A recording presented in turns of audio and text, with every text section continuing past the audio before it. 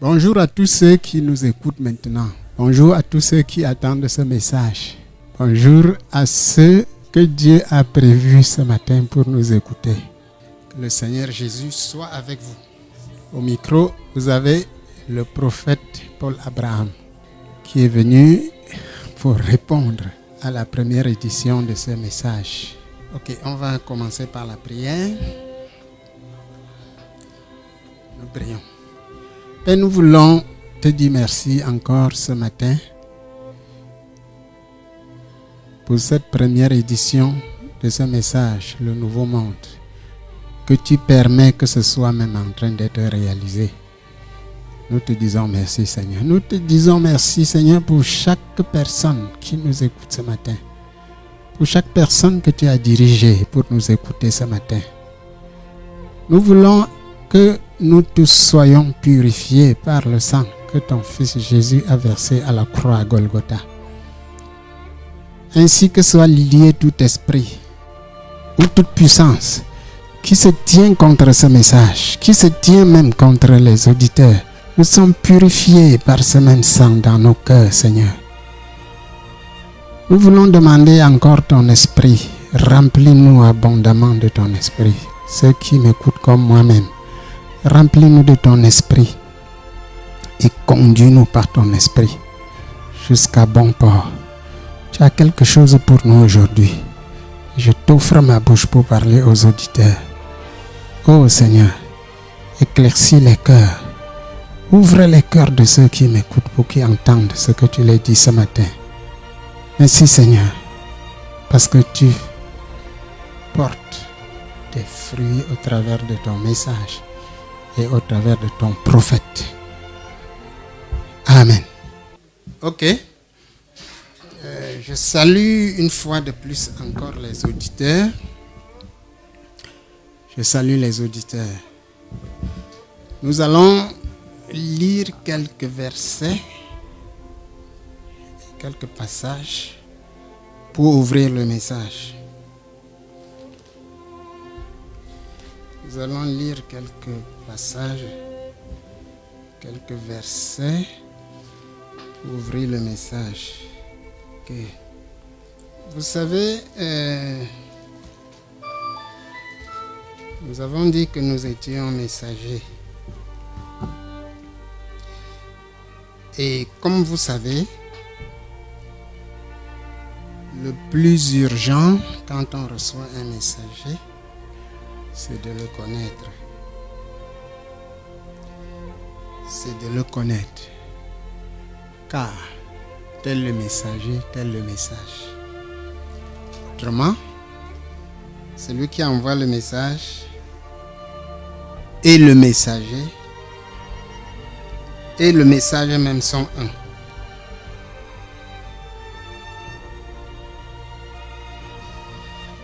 Pour vous éclairer, je dois d'abord lire en préliminaire ce texte dans Jean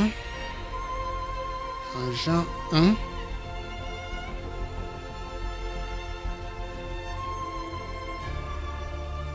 Dans Jean 1, à partir du verset 19. Là, il est écrit: voici le témoignage de Jean lorsque les Juifs envoyèrent de Jérusalem des sacrificateurs et des Lévites pour lui demander: toi qui es-tu?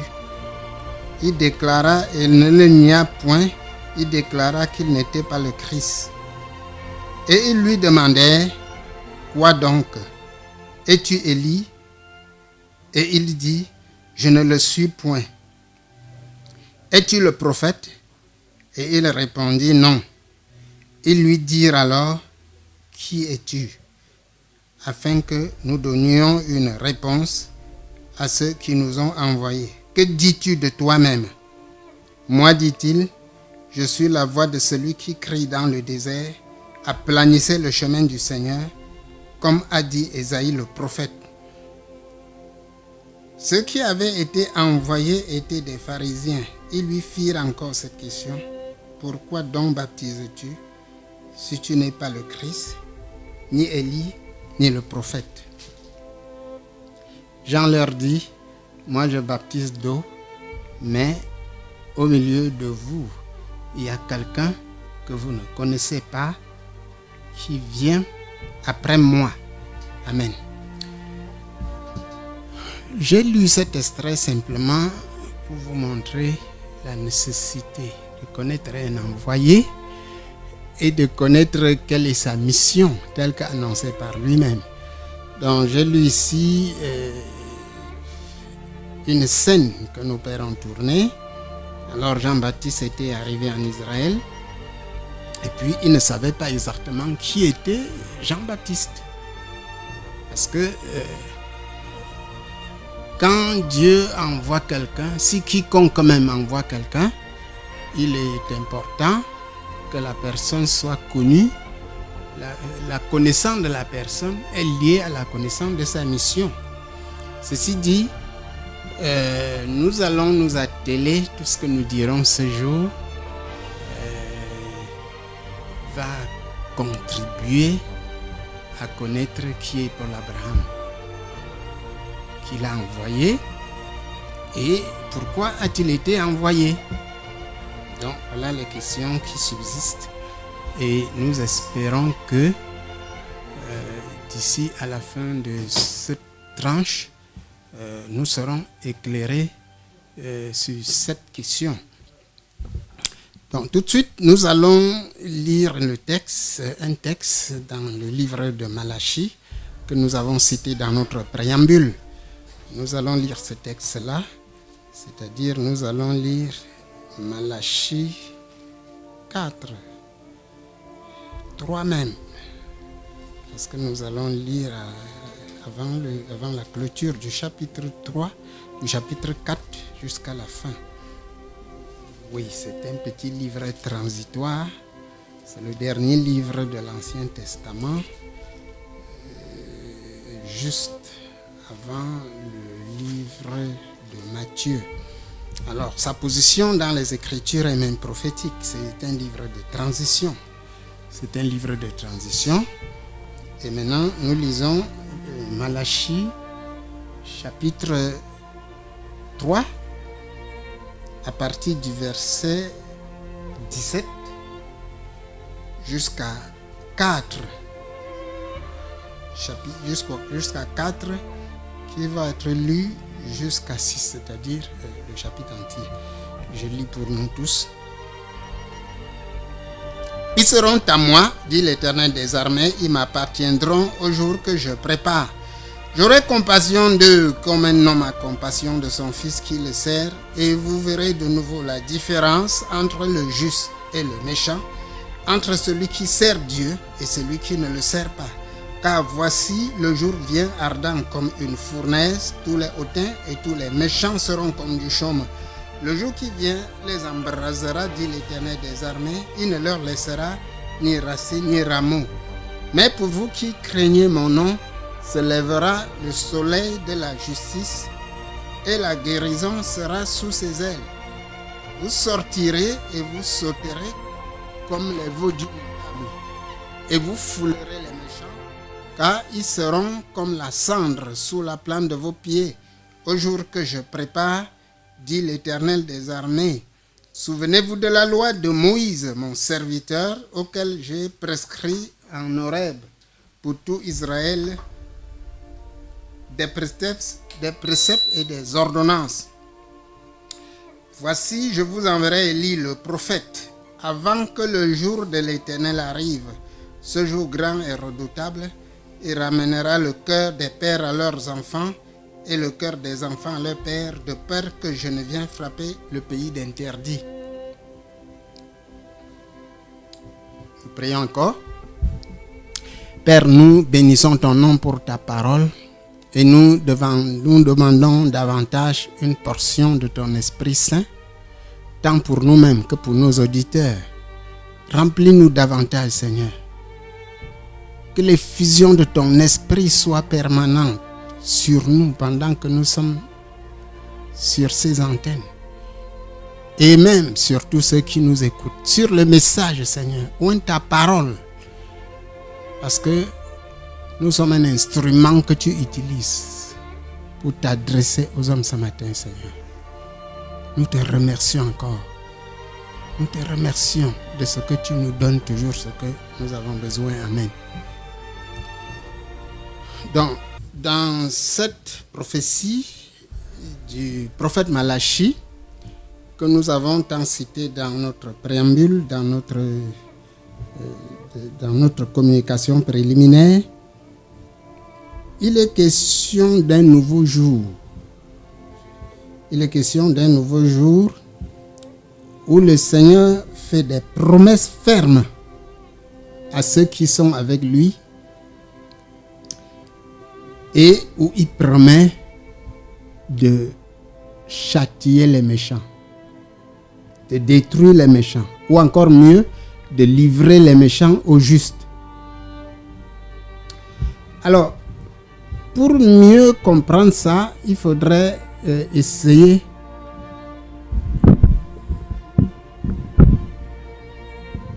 pour mieux comprendre ça, il faudrait comprendre comment le Seigneur fonctionne. Le Seigneur fonctionne par cycle. Comme vous voyez que la terre est ronde. Quand la terre fait un tour sur elle-même, elle fait un cycle. Le Seigneur fonctionne par génération. Jésus avait dit, cette génération ne passera pas.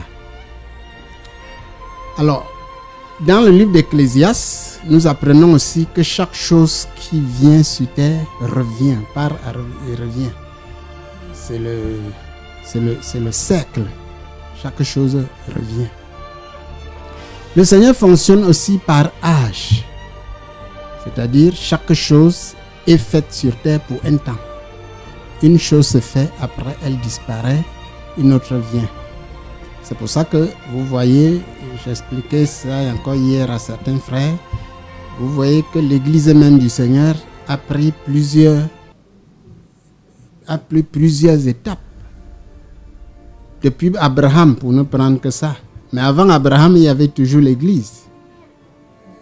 Il y avait toujours l'église. C'est dans Genèse, on parle des gens qui ont marché avec Noé. Mais prenons à partir d'Abraham, vous allez voir que Abraham a marché avec Dieu d'une manière singulière, d'une manière individuelle. Mais après lui, il y a eu Isaac et Jacob qui ont marché aussi avec Dieu de la même manière. Après eux, Dieu a amené la loi par Moïse, jusqu'à ce que Jean-Baptiste et Jésus-Christ viennent avec la grâce. Oui, la grâce. Nous sommes au temps de la grâce. Parce que le Jean-Baptiste et le Seigneur Jésus sont venus avec le temps de la grâce.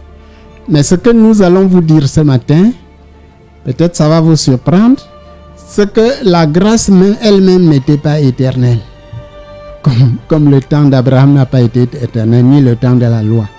Alors la grâce elle-même ne devrait pas être éternelle. Oui, Jésus-Christ lui-même a parlé en son temps d'un autre jour qu'il avait appelé le jour du jugement. Pourtant, qu'il avait dans ses poches en ce temps-là la grâce. Il a commencé à parler du jour du jugement. Il a dit beaucoup de choses sur le jour du jugement. Oui, il a dit beaucoup de choses sur le jour du jugement. Donc, ceci dit, je suis venu ce matin, comme le prophète Élie, pour annoncer aux habitants de la terre l'avènement d'un nouveau jour au ciel qui va s'abattre dès maintenant même que j'annonce sur le royaume de la terre. Je suis venu ce matin pour annoncer au royaume de la terre le jour du jugement qui est déjà accompli au ciel et qui va s'accomplir sur la terre aussi longtemps que ça va être annoncé. Chaque chose que Dieu fait au ciel se plante sur la terre au fur et à mesure que ceux qui l'envoient annoncer commencent à annoncer. Je ne veux pas m'étendre sur ce que c'est que la grâce. Je sais que vous connaissez, ou alors vous êtes supposé connaître.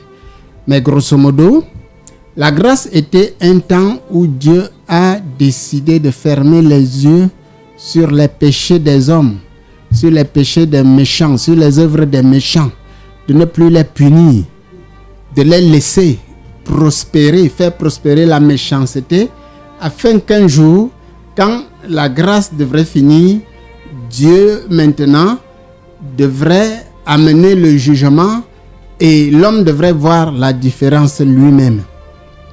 Voilà pourquoi Jésus a dit, si quelqu'un te gifle sur une joue, présente-lui l'autre. Si quelqu'un te gifle sur une joue, présente-lui l'autre. Alors, ça veut dire quoi? Ça veut dire que Jésus-Christ a fait grâce aux méchants. Et le temps de la méchanceté a duré dès lors. Depuis 2000 ans que Jésus-Christ est venu sur terre, le temps des méchants était en train de passer. Le royaume de la terre était laissé à Satan qui contrôlait avec les méchants. Même les églises, Satan s'est corrompu pour s'asseoir à la tête de l'église. Ils ont détourné la doctrine, ils ont tout détourné pour la méchanceté. Mais Dieu, dans sa fidélité à lui-même, a laissé faire toutes ces choses parce que le temps de la grâce était là. Il avait décidé de faire grâce, de laisser le méchant faire, de laisser le mal se faire. Bon, maintenant, je suis envoyé comme le prophète Élie pour vous dire que ce temps est fini au ciel. Oui, ce temps est fini. Or, Dieu avait dit par la bouche du prophète Malachie qu'il enverra un prophète annoncer cela. C'est-à-dire, quand ce jour va s'accomplir, Dieu devrait envoyer quelqu'un qui vient dire le temps de la grâce est fini. Maintenant, c'est le temps du jugement. C'est ce que je suis venu vous dire ce matin. Et c'est ce que je vais continuer à vous dire au cours de mon message. Donc, maintenant, les implications que la grâce soit finie sont énormes. Le Seigneur dit, on vient de le lire dans Malachie. D'abord, c'est le Seigneur lui-même qui fait la première promesse. Ils seront à moi. Nous sommes à Malachie 3, verset 17. Ils seront à moi, dit l'Éternel des armées. Ils m'appartiendront au jour que je prépare. J'aurai compassion d'eux comme un homme a compassion de son fils qui le sert. Donc, il y a eu pendant les 2000 ans, le Seigneur n'a pas eu compassion des bons. Il n'a pas eu compassion des justes. Il n'a pas eu compassion de ceux qui le servaient, au point que son propre fils a été crucifié par les méchants juifs qui étaient à ses trousses. Mais il dit qu'il va faire la différence. Puisque le jour a changé, il dit il va faire maintenant la différence. Et vous verrez de nouveau la différence. Au verset 18, vous verrez de nouveau la différence entre le juste et le méchant, entre celui qui sert Dieu et celui qui ne le sert pas. Car voici, le jour vient ardent comme une fournaise. Tous les hautains et tous les méchants seront comme du chômage. Voilà une autre conséquence du jour du jugement. Le jour que je vous annonce, donc à partir de ce matin, dès que je vous annonce ça, vous prenez note, vous notez la date d'aujourd'hui. Nous sommes en mars, le 7.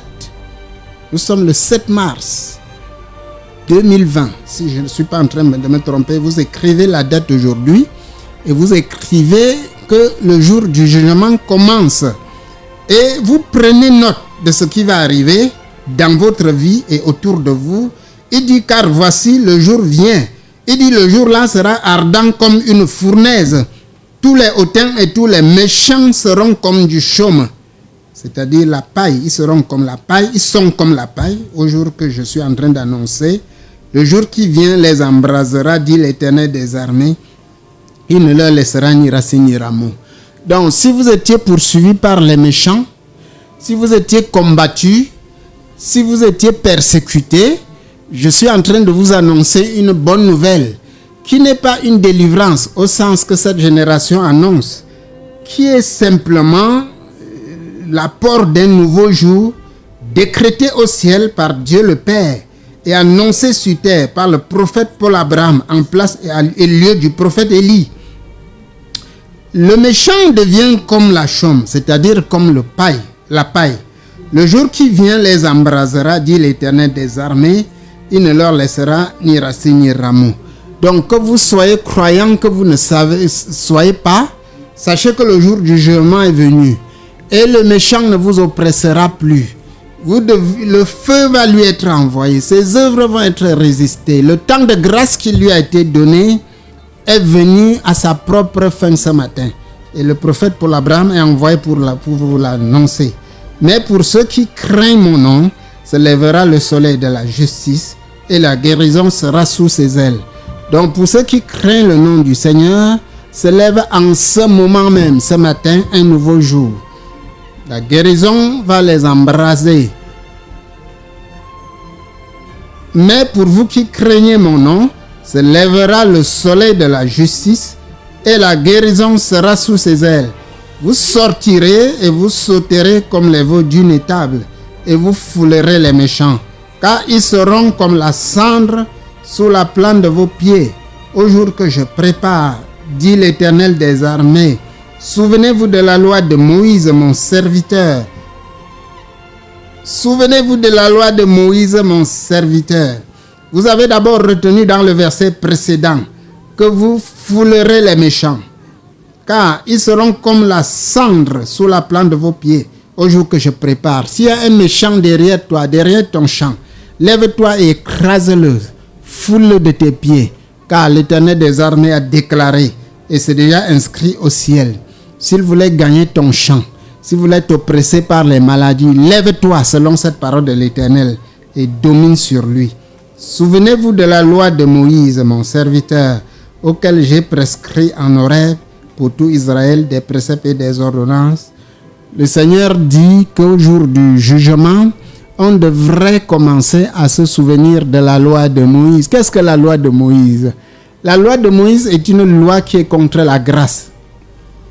Donc ça aussi, Dieu annonçait par là qu'au jour du jugement, c'était la fin de la grâce. La fin de la grâce veut dire que Dieu fermait les yeux sur tout mal des méchants.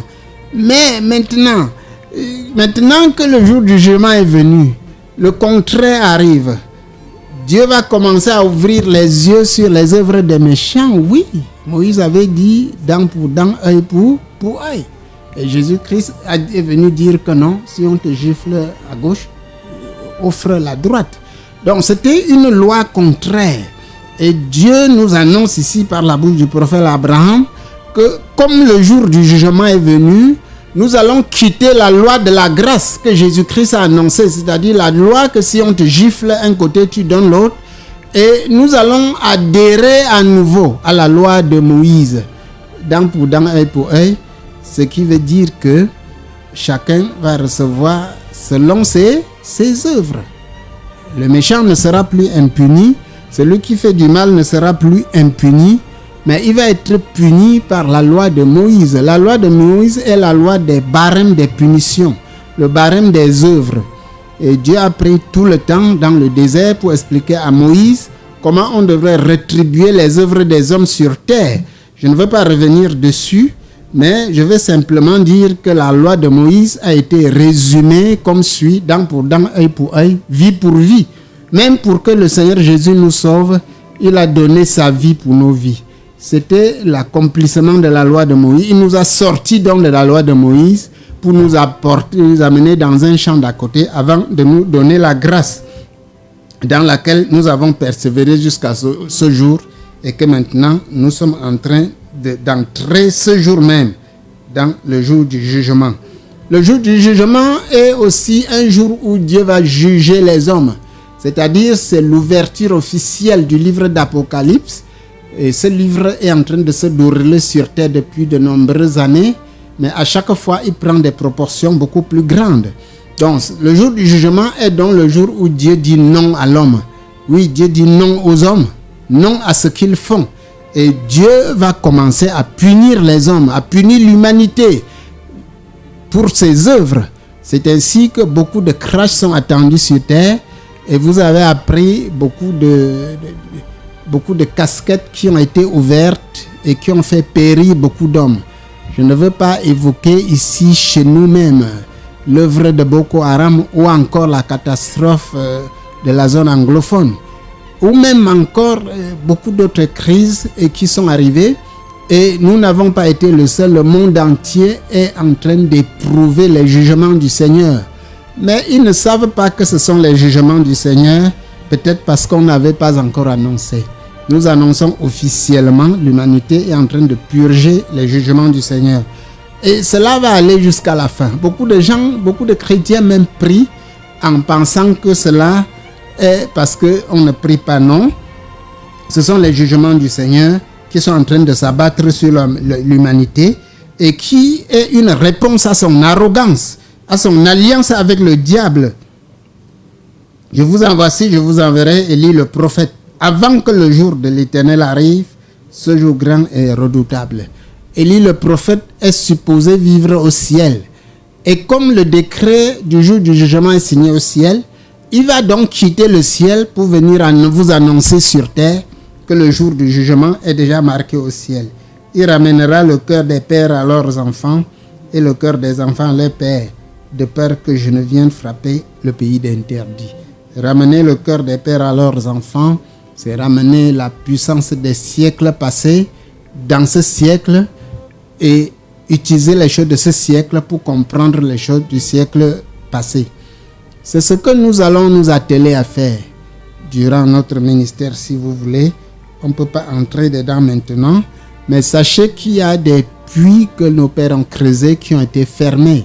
Par exemple, l'établissement et l'utilisation des autels. Et les pentecôtistes considèrent par exemple les autels comme de la sorcellerie, alors que nos pères ont utilisé les autels. Donc, il faudrait que les gens reviennent pour comprendre que tout ce qui est écrit est encore en vigueur. Donc, c'est ça que nous allons faire pour ramener le cœur des enfants à leur père. Nous allons reconsidérer toutes les puissances même des siècles à venir et les ramener pour la bataille du dernier jour. Car la bataille du dernier jour va être une grande bataille, une très grande bataille qu'on ne peut pas, on ne peut pas se rendre compte. Et maintenant, comme nous sommes toujours dans le chapitre de présenter le prophète, j'ai reçu ce jour même cette prophétie qui est ma propre présentation. C'est par elle que j'entre dans le temple. C'est pour ça que nous avons commencé avec un petit retard, parce qu'il fallait absolument que nous puissions recueillir ce message et l'apporter à son peuple, car le Seigneur l'a donné à l'heure même. Le Seigneur l'a apporté à l'heure même. Je vais vous la lire. C'est une lettre de l'Éternel des armées écrite par la main du prophète Abraham et adressée à l'Église. Je la lis pour vous et il y en a une autre qui est plus ancienne. Je vais commencer par celle-ci et nous allons voir si le temps va nous permettre de lire une autre qui parlera de la nouvelle Église. Écoutez plutôt. Quand je le vis, je tombais à ses pieds comme mort. Il posa sur moi sa main droite en disant: je suis le premier et le dernier, j'étais mort et voici, je suis vivant au siècle des siècles. Je suis l'Église du dernier jour. Je suis le feu. Je suis l'instabilité des nations. Je suis aussi la contradiction de cette Église qui est sur le terrain. Je suis la fin. Je suis aussi sa trahison. Je suis sa fin, pardon. Je suis aussi sa trahison. Je suis son détracteur. Je suis sa trahison. Je suis venu comme une lumière pour éclairer les ténèbres de l'Église et sortir ses membres de la fosse dans laquelle elle se retrouve. Elle se retrouve. Prophète, pose cette question difficile aux apôtres, aux prophètes, aux éminents pasteurs de ta génération. Où sont-ils dans le concert des nations? Que font-ils actuellement devant le monde qui s'effondre? Que disent-ils quand le monde lui-même annonce son effondrement? Qui annoncera le nouveau monde dont la justice habitera? Qui annoncera ma venue, mon royaume? De quel évangile parle-t-il maintenant? Les dirigeants de l'Église sont-ils sauvés? Les apôtres, les docteurs, les prophètes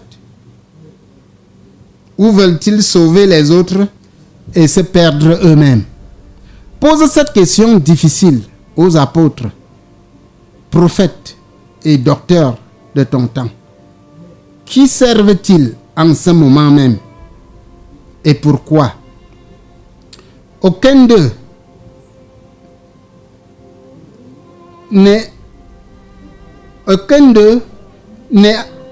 n'assiste à mon conseil, car je n'ai vu personne d'eux.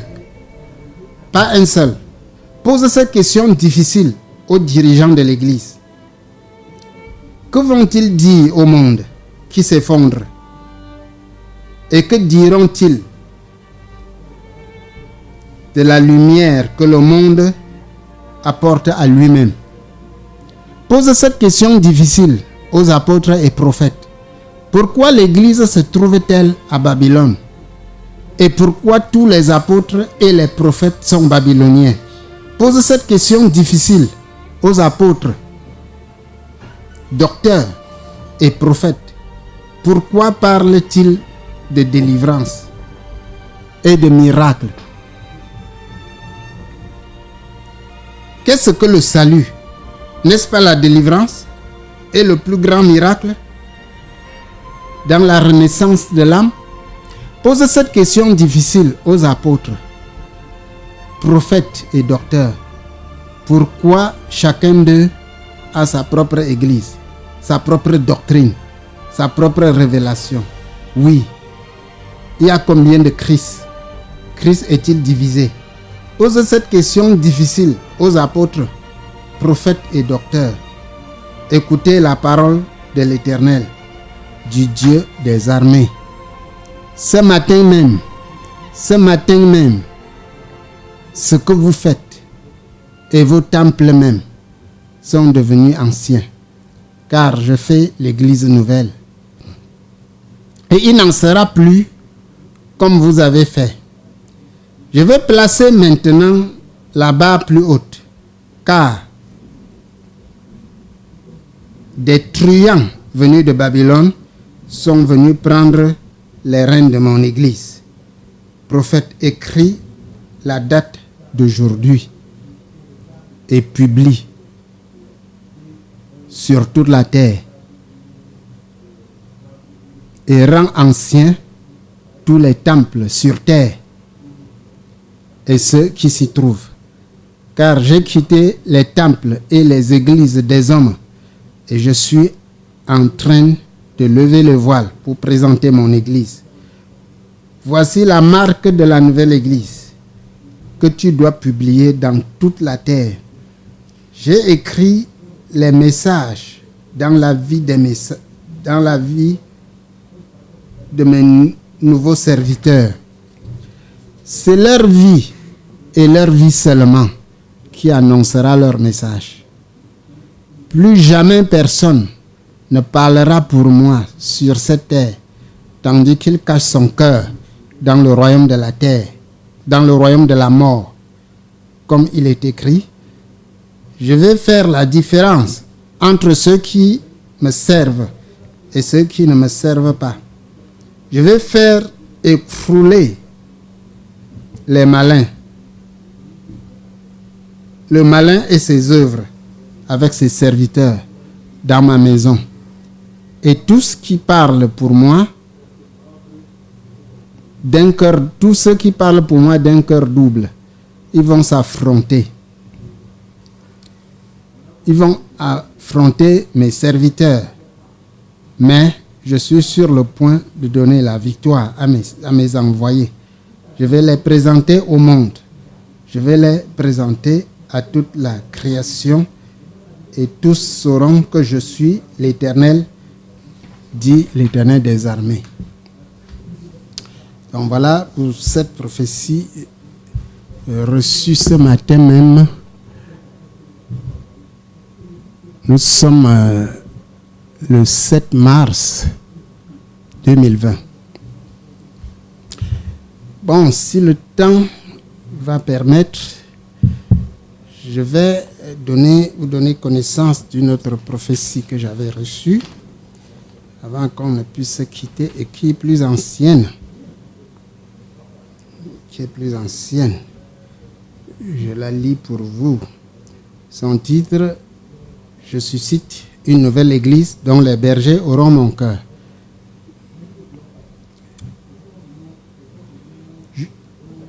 Je la lis pour vous.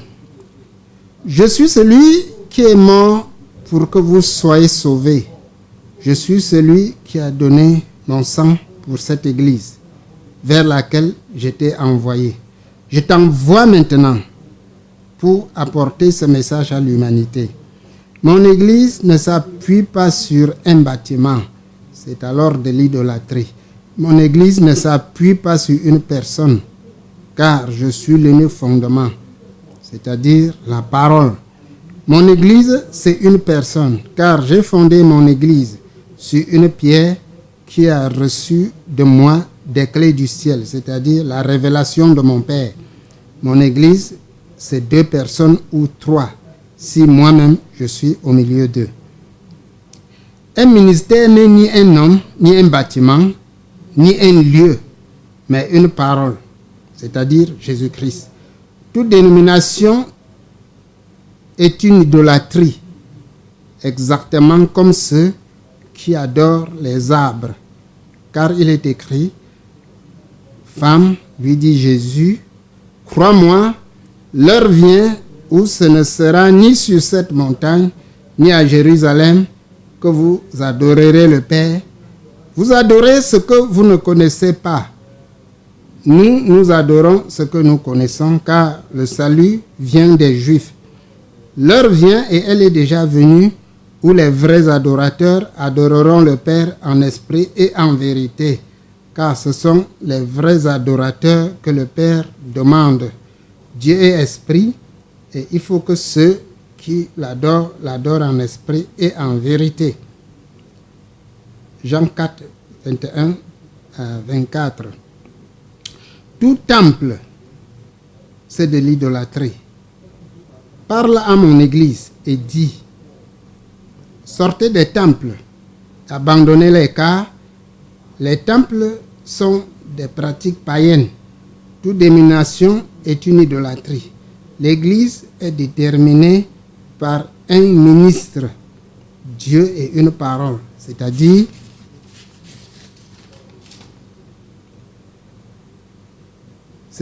une révélation de mon Père. Parle aux habitants de la terre et dis, tout bâtiment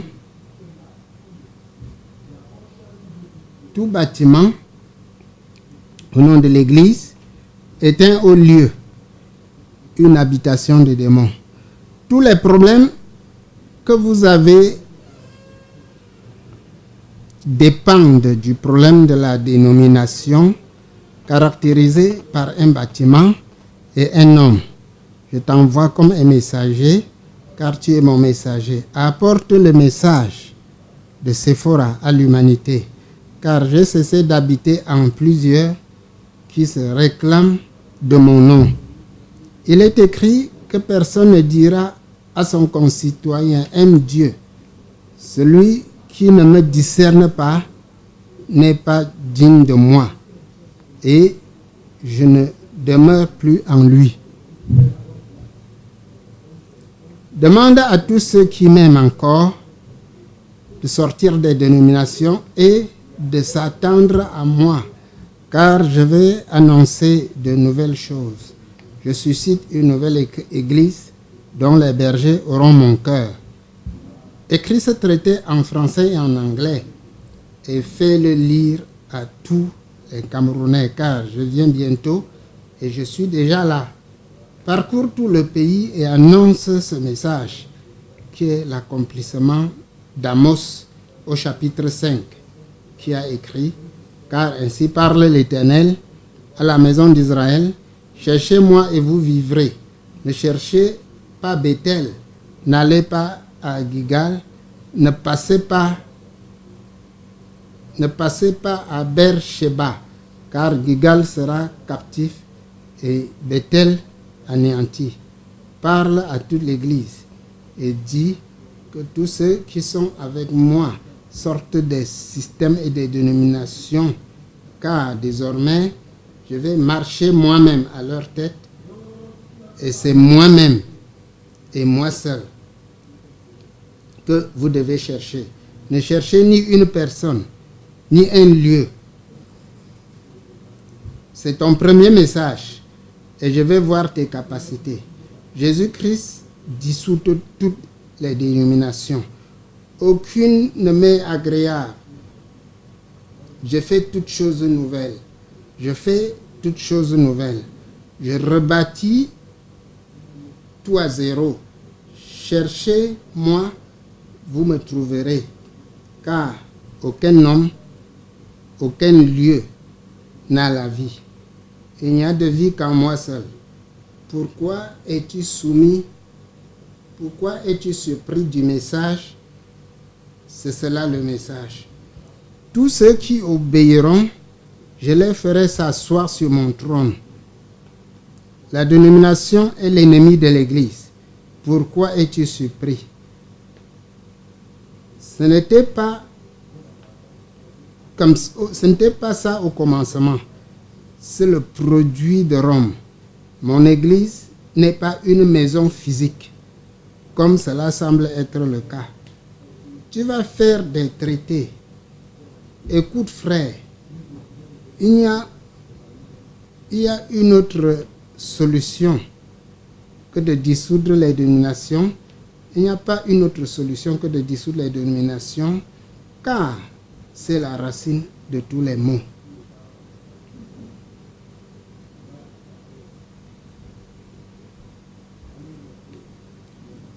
Lève-toi, tu es fatigué. Voilà le message que tu dois véhiculer. Le jour suivant, le Saint-Esprit commença à me parler sur les mêmes thèmes et dit: tu vas lire la prophétie d'Amos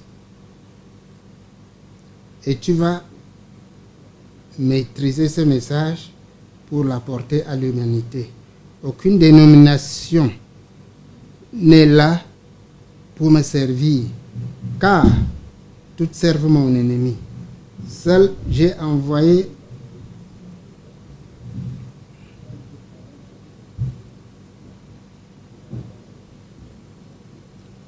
Zacharie pour avertir l'humanité du risque d'un manque de repentance.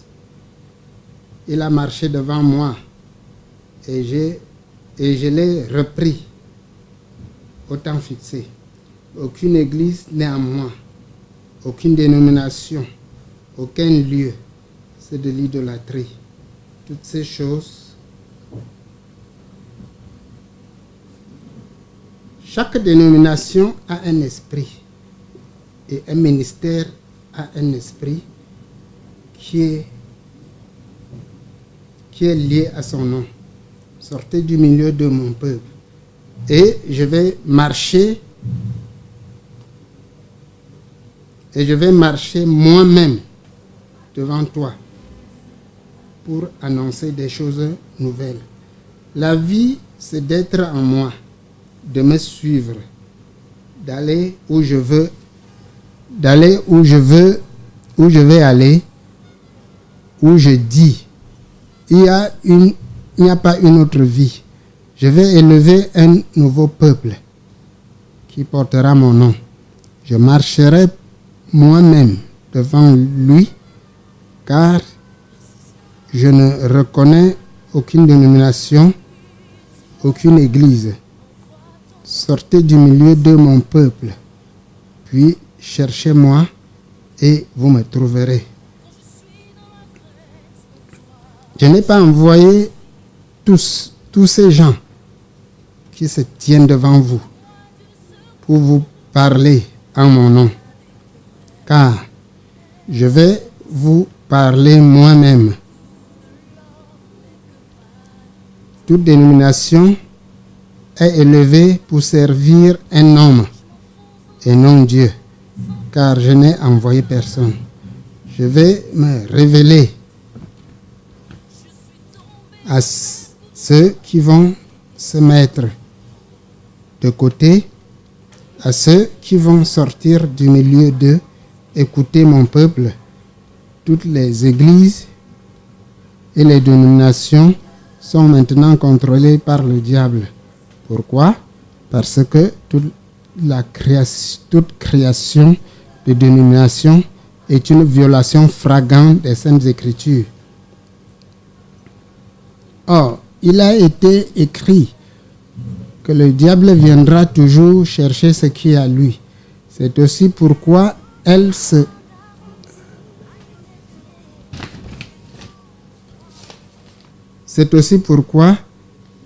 contredisent entre elles, parce que chacun sort pour un esprit. Or, il est écrit que le même esprit s'accorde toujours.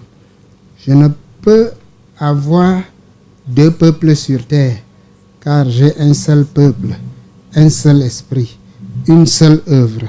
Écoute mon peuple, il est écrit que toute famille dans le ciel et sur la terre tire son nom de moi.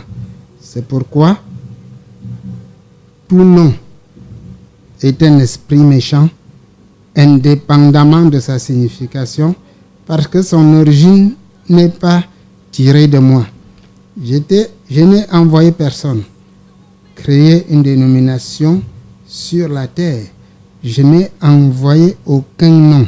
Je n'ai demandé à personne de construire un haut lieu au nom de temple. C'est pourquoi mon fils a dit au sujet du temple, il n'y a pas pierre sur pierre qui ne sera renversé. Les temples en cailloux ont été renversés et remplacés par les pierres humaines. Matthieu 17, 18. 1 Pierre 2, de 4 à 5. Tu es Pierre, et sur cette pierre je bâtirai mon église. Chaque personne qui a la clé du ciel, c'est-à-dire la révélation du Père, ou encore qui est connecté, est l'église du Seigneur. L'apôtre Pierre parle d'édifier des pierres pour former des maisons spirituelles.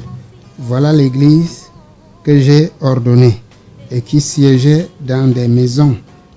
Tous les temples sont pour le diable et pour ses envoyés.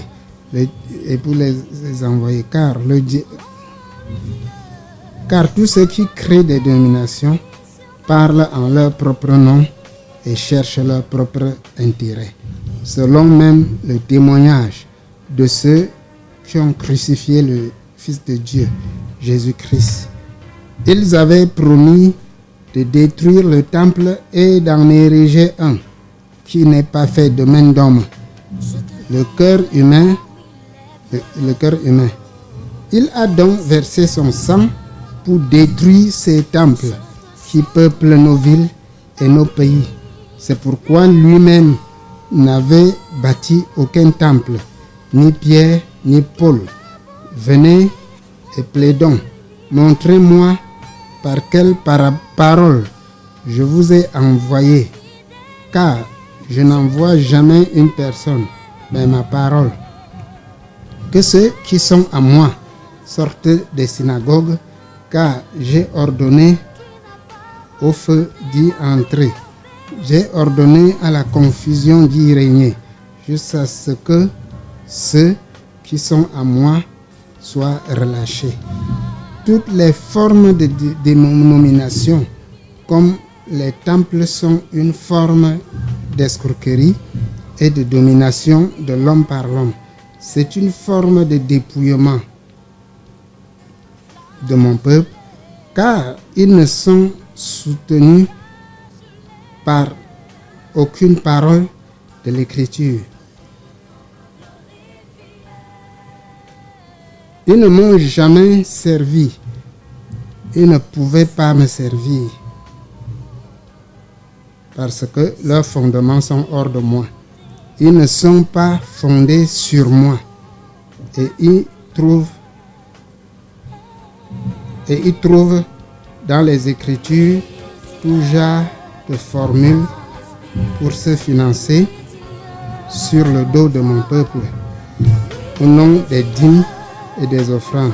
je ne les ai point envoyés, car je vous envoie maintenant des bergers selon mon cœur.